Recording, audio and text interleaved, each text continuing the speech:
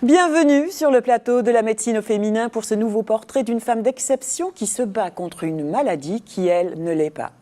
Ce sont des histoires de cœur que je vous propose aujourd'hui, des histoires de cœur de femme, d'infarctus du myocarde. Eh bien non, cette maladie n'arrive pas qu'aux hommes et elle est grave. C'est la première cause de mortalité chez les femmes et elle est fréquente. Elle est 8 fois plus fréquente que le cancer du sein. Mais dans ce tableau alarmiste, il est une femme d'exception qui se bat pour que les choses bougent. C'est le professeur Claire Mounier-Veillé. Bonjour madame. Bonjour Sophie. Bonjour. Alors vous êtes professeure de cardiologie et chef du service de médecine vasculaire et d'hypertension artérielle à l'hôpital cardiologique du CHRU de Lille. Vous êtes en fait professeur dans une spécialité qui est très masculine et on dit qu'il y a seulement, parmi les professeurs de cardiologie, il y en a seulement 5% qui sont des femmes. Alors vous vous sentez sans doute un petit peu seule, non ? Je me sens un petit peu seule, mais en même temps, les femmes cardiologues et les femmes médecins vasculaires également, nous sommes très soudées.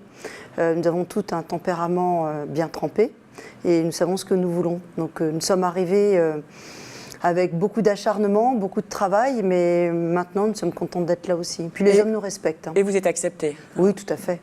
Alors vous êtes tombée dans le chaudron de la médecine quand même depuis votre enfance. Vous avez un père cardiologue, que j'ai très bien connu aussi, le fameux professeur Vacheron. Et puis votre maman travaillait la médecine du travail, je crois.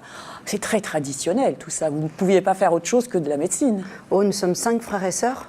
Ah oui. Donc je suis l'aînée. Ma sœur Marie-Noël est psychiatre à Sainte-Anne, elle est chef de service là-bas. Et en fait, le premier médecin, c'était mon arrière-grand-père maternel. Donc on n'a pas été du tout forcés pour faire médecine. C'est une passion depuis l'enfance. Et c'est vrai que quand j'étais petite, ça m'est arrivé d'ouvrir la fenêtre et de dire aux policiers qui fumaient, c'est mauvais pour le cœur. Donc c'est vraiment oui, c'est une vocation. Voilà, c'est pas pour faire comme mes parents. J'adore mon métier, je suis une passionnée. Et même en vacances, ça m'arrive de donner des conseils de prévention parce que j'aime ça, tout simplement. Voilà. Et la cardio, pourquoi la cardiologie ? Alors la cardio, je ne voulais pas être cardiologue. Ah bon ? Enfin, vous disiez quand même à votre oui, alors je ne voulais pas faire cardio parce que de pas fumer. Parce qu'effectivement, j'avais un père très connu en cardiologie. Je voulais faire gynéco-obstétrique. D'où cette thématique cœur de femme. Et comme j'ai une petite infirmité visuelle, je suis amblyopes, je ne pouvais pas faire la filière chirurgie. Donc, au choix des internes à Lille, il y a presque 30 ans, eh bien, je me suis centrée sur la cardiologie, sur l'hypertension, parce que finalement l'hypertension c'est une discipline très transversale. Et j'avais un adorable patron qui s'appelait le professeur Carré, qui lui aimait travailler avec les chefs de clinique femmes. Et c'est grâce à lui finalement que je suis là aujourd'hui. Et vous vous êtes entourée de beaucoup de femmes dans le service ? Alors, vous les sélectionnez un peu plus ? Non, on a autant de garçons que de filles. Mais c'est vrai que sur la thématique cœur de femme, les femmes sont un petit peu plus sensibilisées, en particulier pour l'adressage aux gynécologues. C'est vrai, il y a une petite différence. Alors, parallèlement à ces activités de chef de service, vous êtes également présidente de la Fédération française de cardiologie, et ce, depuis l'été 2015. Vous étiez vice-présidente auparavant. Qu'est-ce que vous allez chercher de plus ? Parce que c'est très lourd comme responsabilité aussi, cette présidence. Alors, cette présidence, elle est venue là aussi dans un parcours professionnel où j'ai monté un réseau de santé qui s'appelait Hypertension vasculaire il y a 13 ans. Ensuite, j'ai été présidente régionale de l'Association régionale de cardio, qui est une des 26 régions de la Fédération française. Et la Fédération, là aussi, familialement, j'ai fait les premiers parcours du cœur à 12-13 ans. Donc, c'était quelque chose qui est dans la lignée. C'est vrai que ça me donne beaucoup plus de travail. Mais là aussi, c'est différent, c'est complémentaire et ça fait partie de nos missions d'intérêt général de professeur. Mais vous voyez des patients encore ? Ah oui, bien sûr. Alors, ce qui est un petit peu compliqué, si je suis très honnête avec vous, c'est que j'ai gardé mon activité clinique. Donc, je fais mes 2 consultations par semaine, ma visite le lundi, un samedi sur 4. Là, je vous raconte ma vie. Mais pour moi, c'est indispensable pour être un bon médecin de prévention. Il faut rester sur le terrain, ça c'est indispensable. Et donc, effectivement, j'ai des week-ends qui sont un petit peu plus travailleurs, si je peux m'exprimer ainsi. Donc, j'ai pas beaucoup de temps de libre aujourd'hui, mais c'est une phase de vie, c'est tout. Intéressante, cependant. Oui, mais enfin, vous faites quand même le grand écart entre Lille et Paris. Je suis bien accompagnée. J'ai un mari qui est aussi très investi à mes côtés dans la prévention. Donc, on fait ça beaucoup ensemble. Et finalement, ça ne serait pas possible si j'étais toute seule à la maison. Voilà. Alors, qu'est-ce que vous sacrifiez quand même, un peu la vie de famille ? Ce sera plutôt les loisirs personnels, mais en même temps, la Fédération française, déjà le bénévolat, c'est bon pour le cœur. Et puis la Fédération française vous fait rencontrer plein de gens nouveaux, un réseau amical. Et finalement, si vous êtes passionné par ce que vous faites, vous n'avez pas l'impression de travailler. Et vous n'avez pas peur un petit peu de mettre à l'épreuve votre cœur, justement ? Non, on fait de l'activité physique, on mange très sainement. On mange très méditerranéen. Et puis là encore, il y a des gens, le lobby c'est aller au théâtre. Moi, mon lobby c'est vraiment, je suis très tournée vers le soin et vers l'écoute des autres et l'accompagnement des autres. Voilà. Voilà, en fait, Claire Mounier-Veillé, je vois que vous mettez un petit peu de féminité, de douceur dans cette spécialité, la cardiologie qui est très technique. Mais surtout, Claire Mounier-Veillé s'est intéressée au cœur de femme qui en a bien besoin, comme nous allons le voir.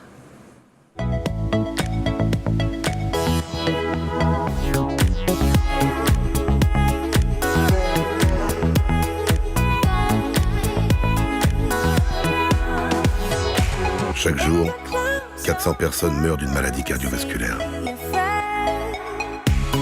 Dans plus de la moitié des cas, les victimes sont des femmes.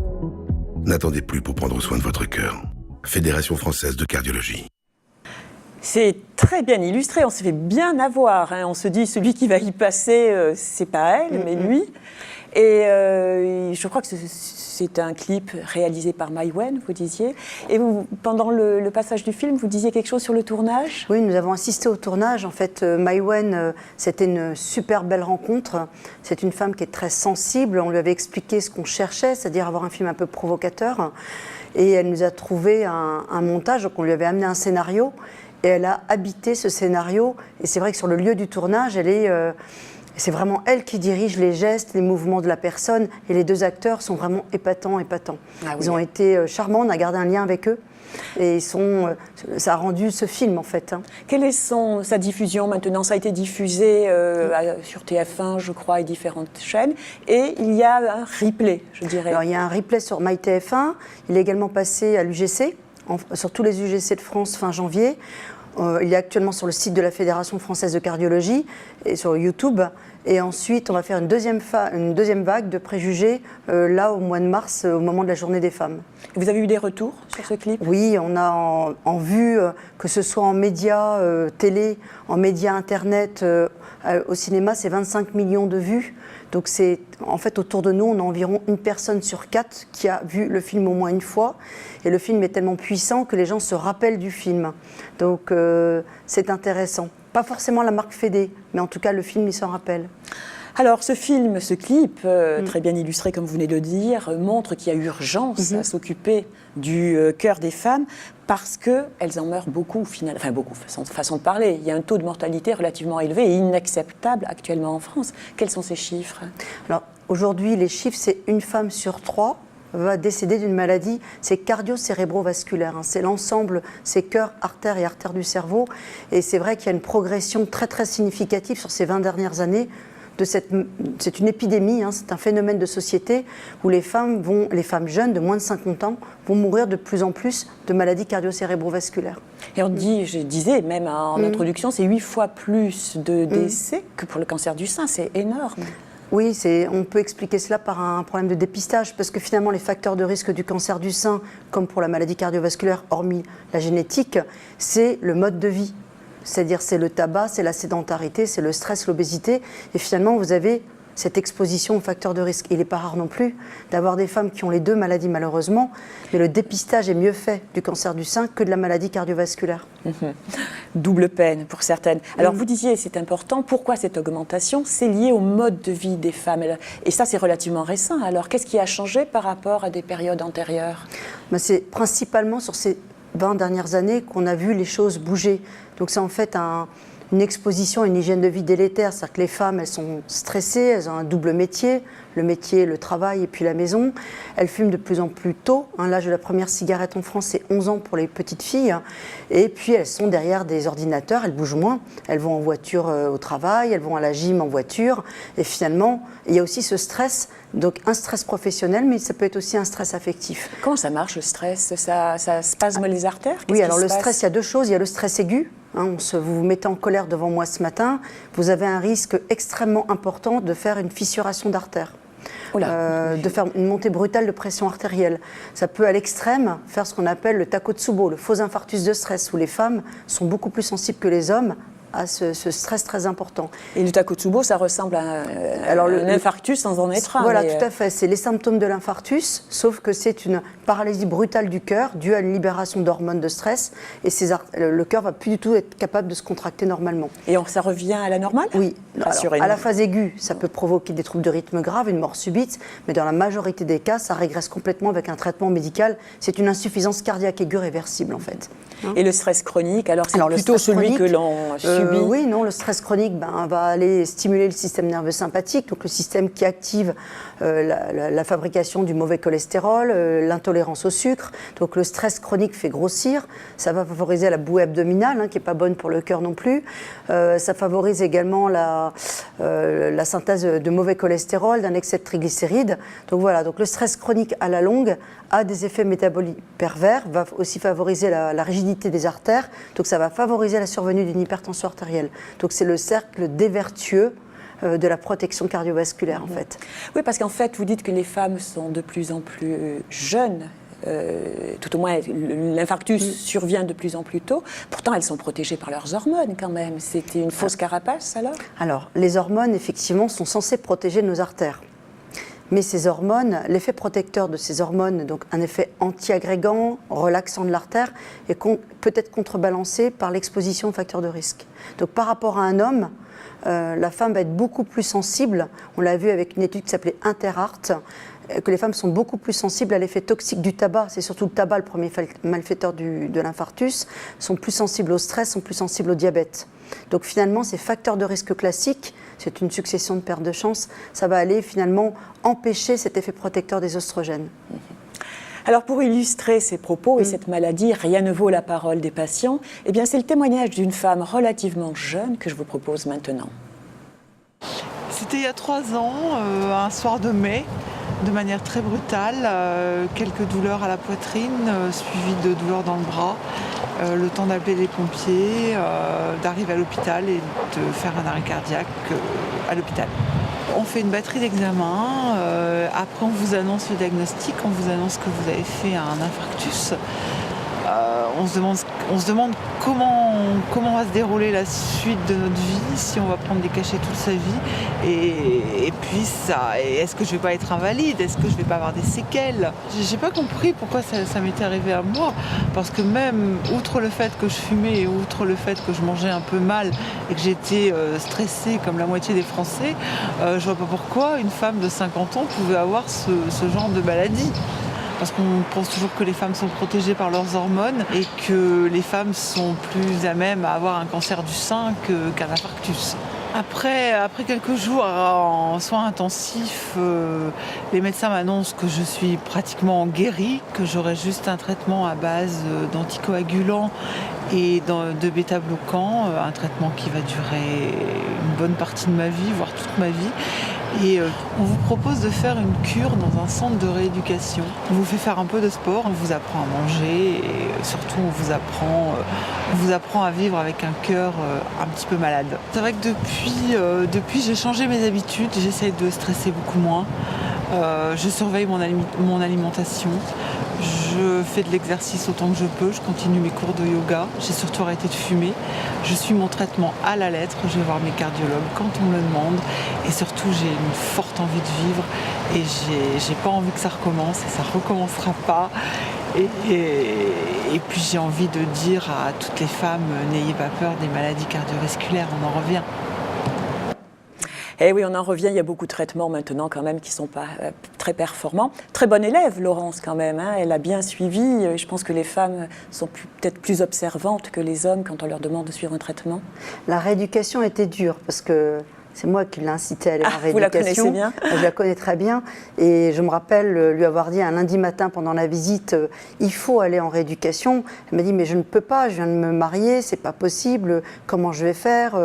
Je vis à Lille, mais mon travail est à Paris, j'aurai pas le temps de me prendre en charge. J'ai dit, écoutez, si, c'est indispensable, la rééducation diminue de moitié la récidive, il faut muscler votre cœur. Et finalement, de fil en aiguille, elle a cheminé dans l'acceptation. Parce que dans ce témoignage, j'ai pas vu Laurence depuis un certain temps, elle a énormément mûri dans la façon de restituer ce qui lui est arrivé. Et en fait, elle fait ami-ami maintenant avec sa maladie cardiovasculaire. Elle est dans l'acceptation et surtout, c'est un super vecteur de prévention. Parce qu'elle dit aux autres, allez-y, faites-vous dépister. Donc elle est extra, quoi. Il faut lui dire merci. Nous la remercions du fond du cœur. Alors je voudrais qu'on revienne justement sur son parcours, parce qu'effectivement, elle est idéale, je dirais, mais également, son parcours représente toutes les erreurs qui peuvent être commises quand même au moment du diagnostic, à savoir, elle c'est vrai, elle a eu des symptômes, des premiers symptômes caractéristiques avec la douleur dans la poitrine, la douleur dans le bras. Mais très souvent, les symptômes sont très différents et ne ressemblent pas à ce que nous, les médecins, nous avons appris à l'école pour l'infarctus du myocarde. Comment ça se manifeste? Alors, les symptômes des femmes, effectivement, Laurence, elle vous parle de sa douleur, mais quelques semaines avant, elle était épuisée. Ça, elle ne vous l'a pas dit dans le reportage, mais elle avait une fatigue progressive.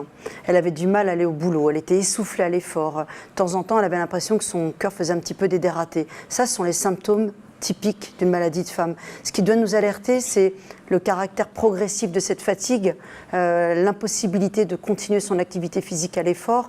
Et une femme qui a des facteurs de risque, on ne doit pas se dire « Oh, c'est dans sa tête, c'est la ménopause qui arrive, c'est rien du tout, madame. » Voilà, quoi. Vous voyez, c'est... elle était fumeuse, elle était très stressée, elle avait une vie professionnelle dense. Elle a des symptômes comme ça. Et bien, les femmes qui nous écoutent, c'est pas tout à fait normal. Ce serait peut-être bien que je fasse un bilan cardiovasculaire. Et c'est presque à elles-mêmes, les femmes, d'initier ce bilan. Ouais. Et puis, en cours des examens, on essaie de comprendre là pourquoi les femmes paient un si lourd tribut, finalement, à l'infarctus. On s'est rendu compte aussi qu'au cours des examens qu'on leur fait, on en fait un peu moins.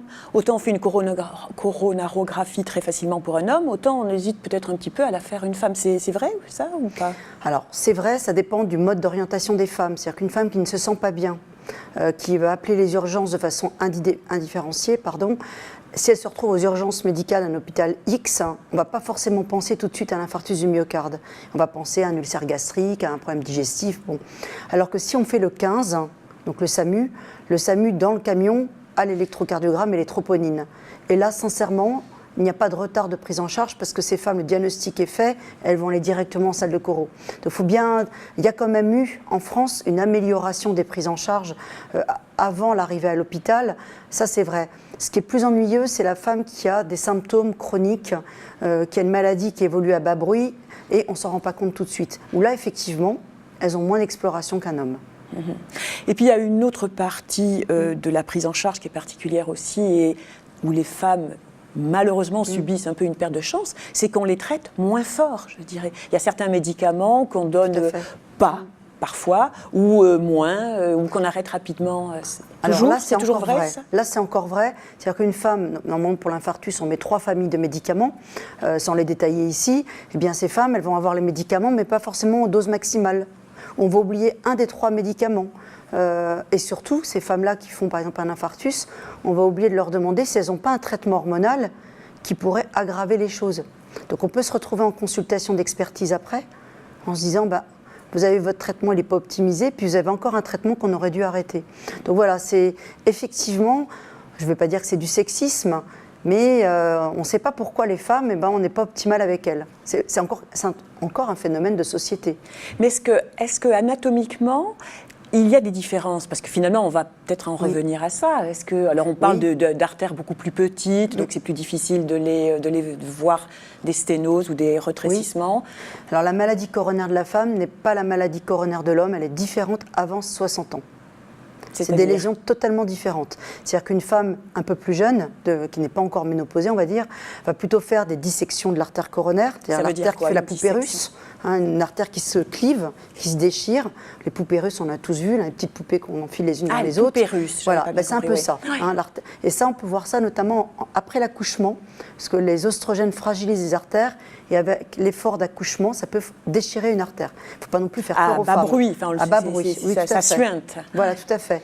Après, vous avez des ulcérations de plaques. La plaque de cholestérol est différente. Il n'y a pas un centre lipidique, comme on peut voir sur les coronaires d'hommes avec des plaques d'athérome. La plaque d'athérome de la femme est différente.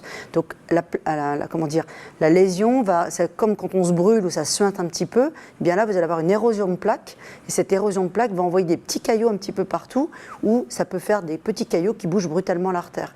Donc ça, ce sont les lésions typiques de la femme. Et à la ménopause, les lésions sont pareilles que chez l'homme en fait. C'est les mêmes types de maladies. Il n'y a pas de différence homme-femme après 65 ans. C'est plutôt avant. Mais l'infarctus survient quand même sur ces plats que vous dites qui nous font des micro-caillots. Oui, tout à fait. L'infarctus survient quand même. Alors pourquoi ? Parce qu'après 40 ans, la femme, physiologiquement, elle fait plus facilement des caillots sanguins qu'un homme, à cause de ses variations hormonales. Si elle fume, ça va activer la coagulation. Si elle a une pilule avec un oestrogène de synthèse, ça active la coagulation. Donc vous comprenez fort bien que les trois ensemble, ça fait un cocktail épouvantable, plus aussi des artères un petit peu plus toniques effectivement qu'un homme. Elles spasment plus facilement qu'un homme. Voilà. Alors on va revenir aussi sur le traitement, il y en a beaucoup, on a vu le message enthousiaste de Laurence. Eh bien parmi tous ces traitements qui ont beaucoup évolué, l'un d'entre eux a retenu notre attention par son côté très novateur et différent. Regardez. C'est un protocole expérimental unique au monde.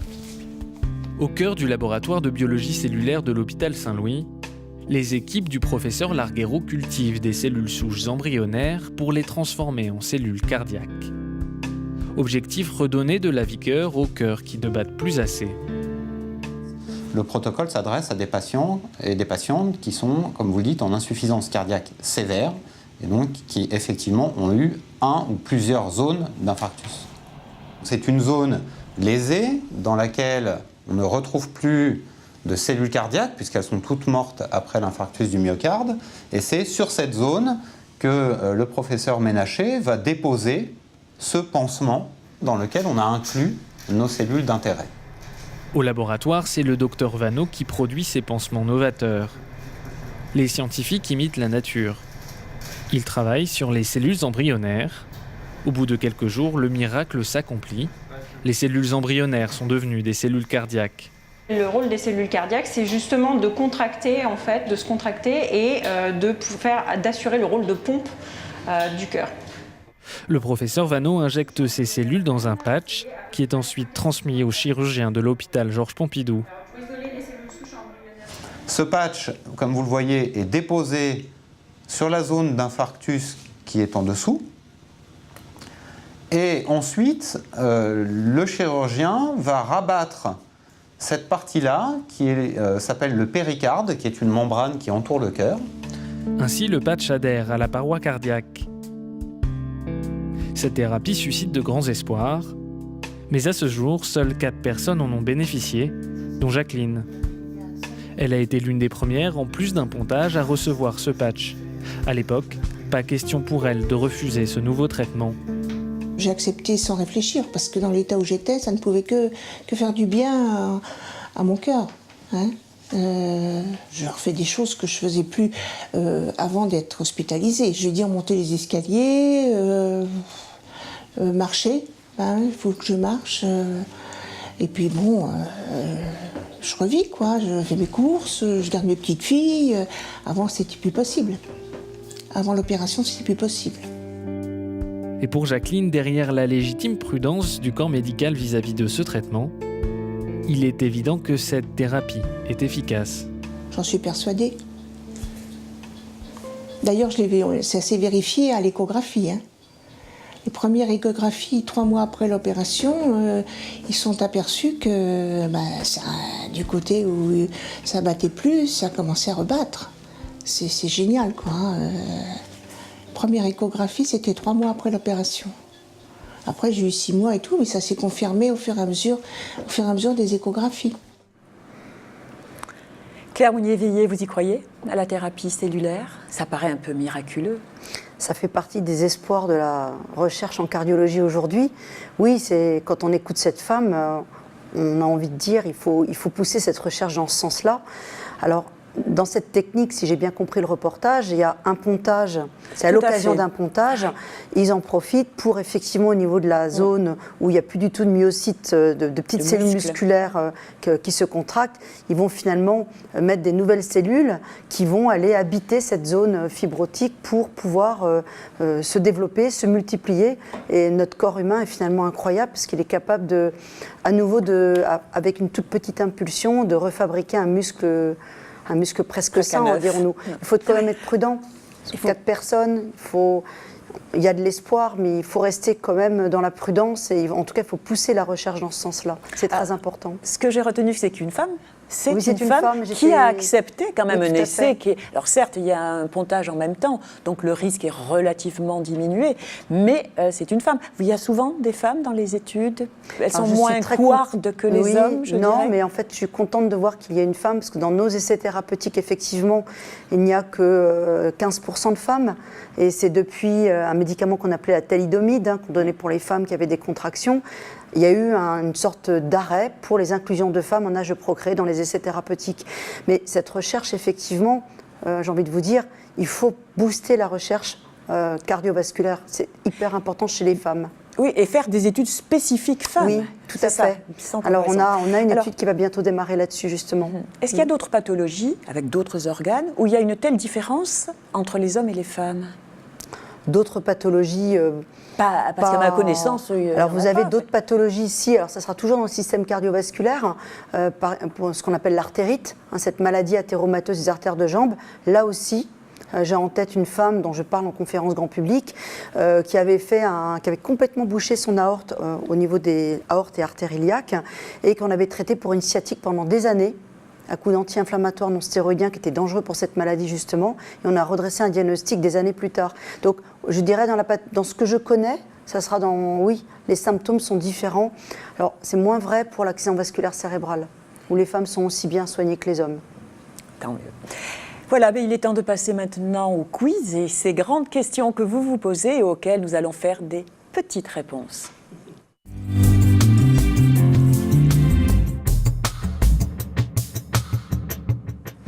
Alors très rapidement, professeur Claire Mounier-Veillé, je voudrais qu'on revienne, mais vraiment rapidement, sur ces 3 périodes clés dans la prévention des maladies cardiaques pour la femme, à savoir la contraception, la grossesse et la ménopause. Alors ces 3 phases clés vont finalement jalonner le dépistage et la prévention des femmes. Contraception, c'est vérifier qu'une femme n'a jamais fait de phlébite, d'embolie pulmonaire, donc les caillots qui vont dans les artères du poumon, les veines, pardon. Donc l'interrogatoire de ces jeunes filles, de ces jeunes femmes, c'est fondamental et c'est vraiment l'outil numéro 1 de prévention. Après, quand elles ont cette contraception, alors c'est le comprimé, le patch ou l'anneau vaginal. Dès qu'il y a de l'éthénylestradiol, il faut surveiller ces femmes au niveau de la pression artérielle, également au niveau du bilan lipidique.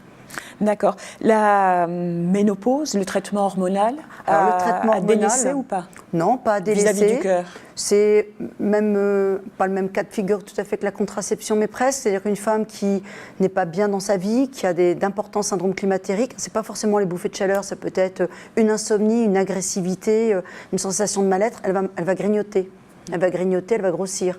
Donc finalement, aujourd'hui, le schéma français, les oestrogènes par voie transcutanée, progestérone naturelle, assorti d'un check-up avant le traitement, d'un suivi cardiovasculaire et gynécologique, il ne fait pas de mal. Il faut simplement bien checker les contre-indications, c'est ça qui est important.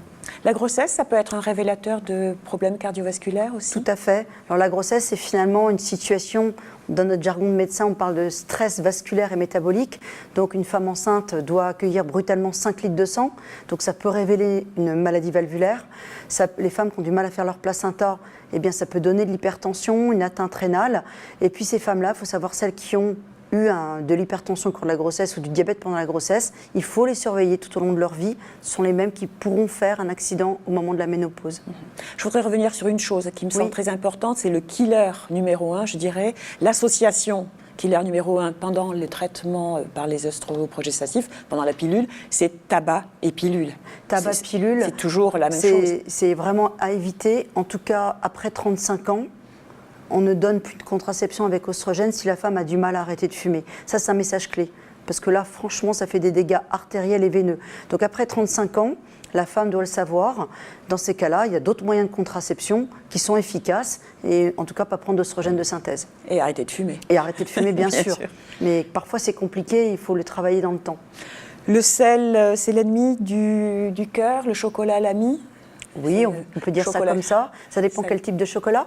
Noir, chocolat blanc, c'est plein de graisse, donc c'est pas bon. Il y a pas de chocolat chocolat noir, c'est un carré de chocolat noir qu'on vous sert au café, par exemple. Ça, c'est anti-agrégant, vasodilatateur, et en plus, c'est bon pour le moral. Le sel, oui, le sel, si je vous disais que le sel tue autant que l'eau non potable en siècle dernier, ça va vous faire rêver. Mais le sel, cauchemardé. en fait, oui, cauchemardé. Donc les Français mangent trop de sel. Ils mangent entre 12 et 14 grammes de sel par jour, alors qu'on recommande 6 à 7 grammes. Et c'est pas bon pour le cœur. Bah, c'est pas bon, parce que vous mangez du sel, vous gardez de l'eau. Alors, quand on est sur la thématique des femmes, après la ménopause, le rein marche un petit peu moins bien. Donc, cette rétention hydrosodée, si je veux être provocatrice, à terme, peut provoquer de l'obésité et du diabète. Le tiercé gagnant pour le cœur. Ah, bah c'est zéro Ça, c'est cigarette, votre slogan. Oui, c'est notre slogan Et je qui le va trouve varier très- en fonction de l'âge. Donc, une femme jeune, ça sera 0,5-30, donc 0 cigarette, 5 légumes et fruits, 30 minutes d'activité physique par jour. L'activité physique, c'est simplement marcher, dicter son courrier debout, enfin, c'est bouger. Et quand nous sommes ménopausés, parce que je suis ménopausée, c'est 60 minutes d'activité physique par jour, ça va vite. Après la ménopause, ça vous Après la dites. ménopause. Avant, c'est 30 minutes. Pourquoi ? Parce qu'en fait, on consomme moins nos calories. Et il faut se dépenser plus pour garder le même poids. Impact de la pollution sur le cœur et les maladies cardiovasculaires. Alors la pollution, c'est aussi toxique, voire plus toxique que le tabac. C'est les microparticules, et ces microparticules vont activer l'inflammation, vont activer la coagulation de la même manière que ce que vous fumez dans une cigarette. Donc c'est important. Ma dernière question sera sur la prévention aussi. Aucun problème, la personne se sent très bien. Quand doit-elle voir un cardiologue ou un médecin par prévention, je dirais ? Une femme, un homme, une femme. Une femme, on parle que des femmes là. Bien déjà, une femme, elle doit voir un médecin lors de l'instauration de la première contraception, donc toute jeune. Il faut quand même faire un check-up lipidique, on ne sait jamais. Et après, au moment de la périménopause, eh bien, c'est quand même bien de vérifier sa pression artérielle, de vérifier son bilan lipidique, ses glucides, tout simplement mesurer son périmètre abdo avec un mètre de couturière. On se pèse, c'est important. Et puis après, c'est vrai que ces femmes, on s'aperçoit souvent que les femmes qui ont perdu l'habitude de bouger sont désadaptées à l'effort. Eh bien, ça ne mange pas de pain de faire une épreuve d'effort avant de se remettre en condition physique. En tout cas, après 40 ans, on ne retourne pas dans une salle de sport sans avoir fait un minimum, une épreuve d'effort et vérifier sa pression artérielle. Ça, c'est important. Voilà. Claire Mounier-Veillé, merci beaucoup. Merci pour toute l'énergie que vous déployez au sein de la Fédération de cardiologie pour que tous ces messages passent dans le grand public. Pour vous, merci de nous avoir suivis. On se retrouve très vite sur le plateau de la médecine au féminin.